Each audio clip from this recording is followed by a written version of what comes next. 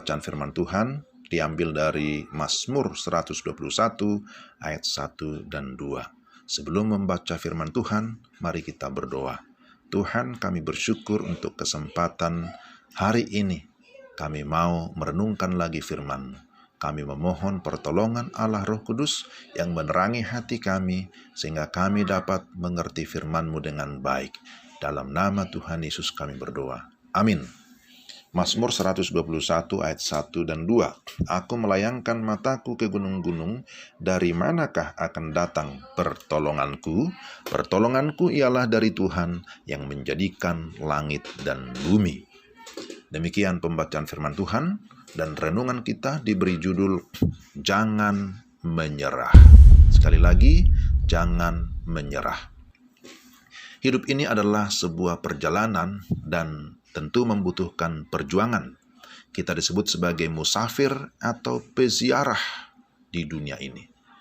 Tapi kita sedang berjalan ke arah mana? Perjalanan kita adalah perjalanan iman, tentu saja mengarah kepada Kristus. Dan dalam perjalanan iman kita, pastilah ada tantangan atau bahaya yang membuat kita atau membuat seseorang bisa menyerah di dalam perjalanan. Pertama, tantangan apa saja yang bisa membuat seseorang menyerah? Tantangan yang dihadapi itu beragam. Bisa berkaitan dengan masalah iman, masalah kerohanian, tapi juga bisa berkaitan dengan masalah jasmani atau masalah yang bersifat dengan materi. Seperti apa? Misalnya pengaruh kepercayaan lain di luar Kristus yang menawarkan jalan lain atau pertolongan instan ketika ada pergumulan-pergumulan yang berat.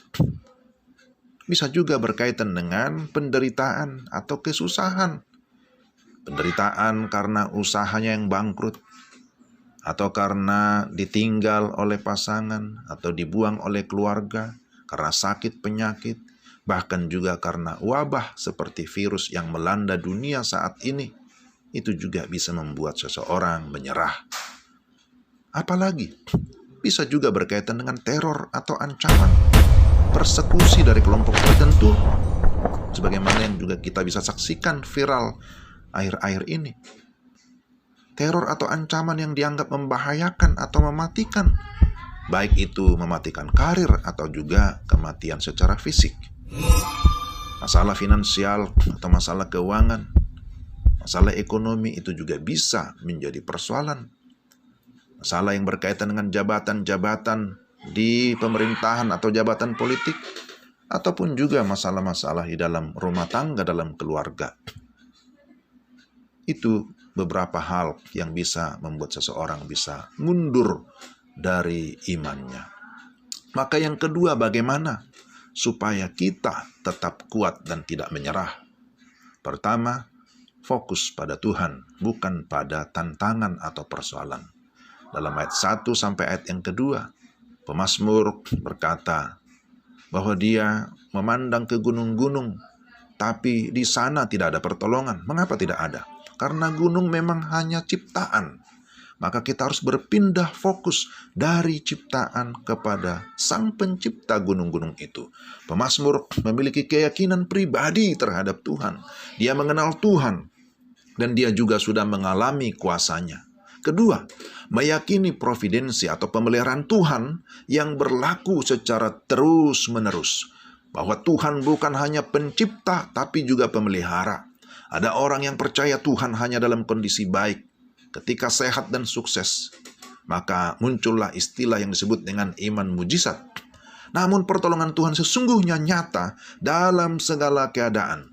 Ia menuntun langkah orang percaya, sehingga ia tidak akan jatuh.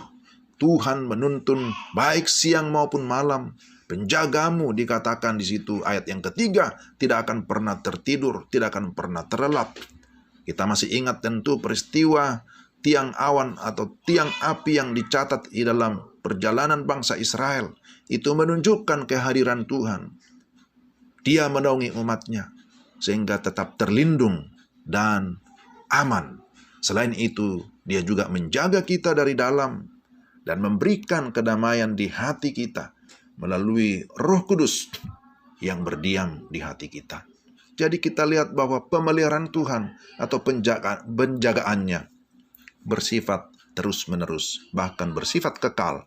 Kita bisa lihat dalam ayat yang ke-8. Yang ketiga, tetap memiliki hubungan yang intim dengan Tuhan. Penjagaan Tuhan nyata bagi kita sekalian. Dalam ayat 1-2 pemazmur memakai kata ganti aku. Tapi dalam ayat 3-8 memakai kata ganti kamu dan engkau. Jadi di sini jelas, baik aku maupun kamu, engkau, kita semua yang beriman kepada Tuhan akan tetap aman di dalam penjagaannya yang sempurna. Saudara, apa yang merupakan kesimpulan dan aplikasi bagi kita di saat kita menghadapi situasi yang sulit saat ini? Masihkah kita memiliki fighting spirit atau semangat juang? Apakah saudara pernah berpikir akan menyerah? Saudara, Tuhan kita adalah Tuhan yang Maha Kuasa. Bukan saja Maha Kuasa, Dia Maha Tahu. Dia Maha Hadir, bahkan Maha Kasih.